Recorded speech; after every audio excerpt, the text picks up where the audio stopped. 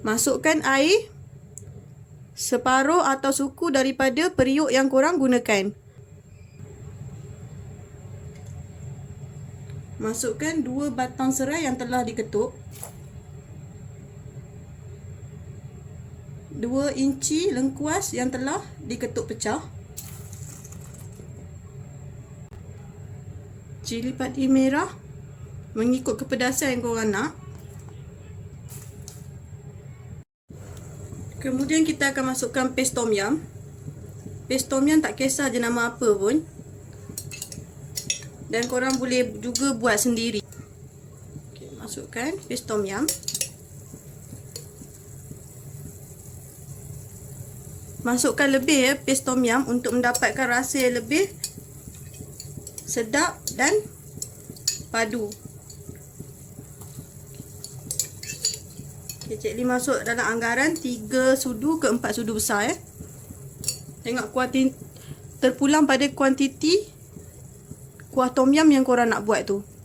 Okey, kemudian Cik Lee masukkan sedikit Thai chili paste. Yang ini optional, kalau tak ada pun tak apa.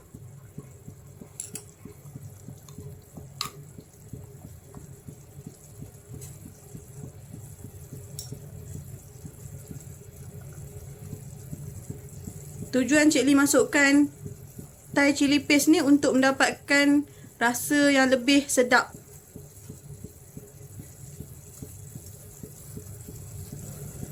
Kacau.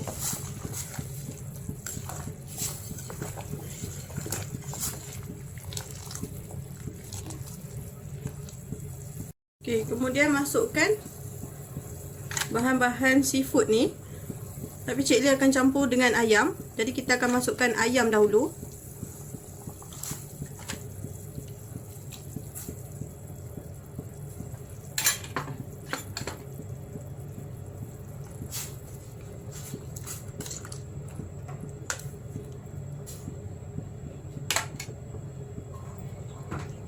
Masukkan sedikit kicap sotong ataupun sos ikan untuk menggantikan garam ya. Anggaran dalam 2 sudu besar macam tu ya.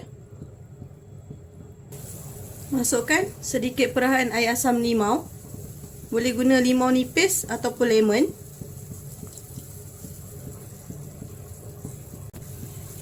Masukkan sayur-sayuran. Tapi Cik Lee masukkan carrot dahulu. Kerana carrot ni dia lambat masak.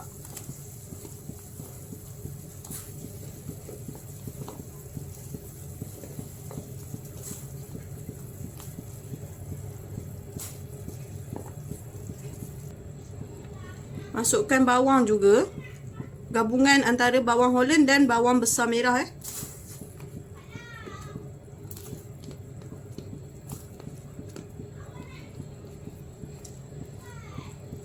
Okey, korang boleh tambahkan akar ketumbar. Kita masukkan seafood ni akhir sekali supaya seafood tidak terlalu overcook Okey, masukkan udang. Cik gunakan juga sotong bunga.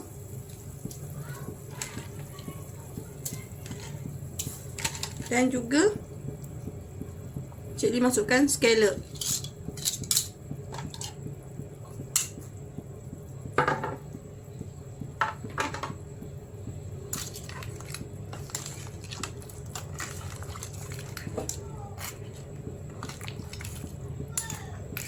Okey, kemudian korang boleh masukkan tomato. Cik Lee gunakan tomato cherry. Bunga kobis. Sayur ni terpulang pada korang nak guna sayur apa. Dan Cik Lee masukkan sedikit kobis.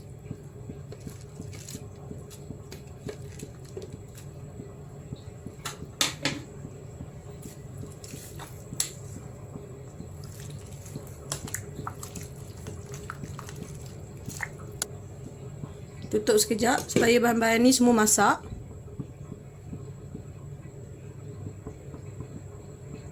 Okey, kemudian angkat. Tutup.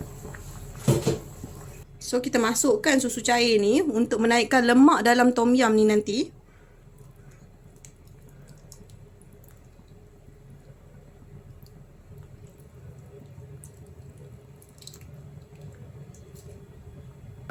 Yang kacau.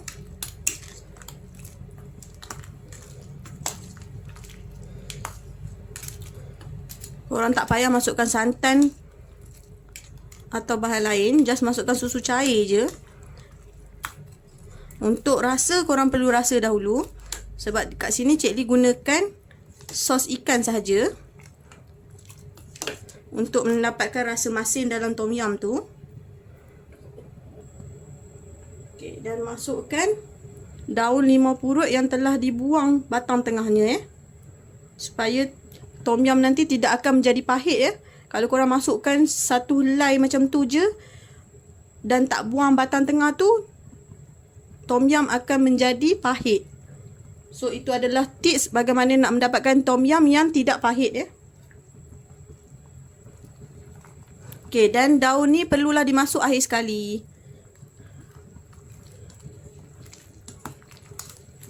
Akhir sekali Cik Lee masukkan daun ketumbar untuk membangkitkan lagi bau dalam tom yum goong ni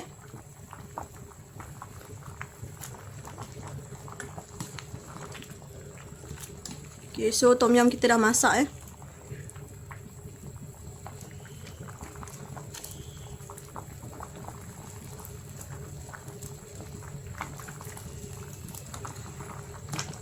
Okay, kalau korang nak tambahkan lagi paste tom yum tu, korang boleh tambahkan mengikut kepekatan kuah yang korang nak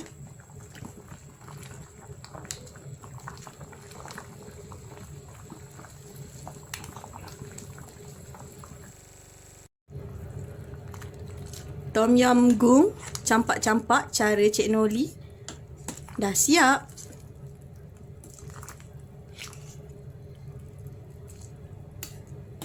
Sedap kalau korang hirup begitu saja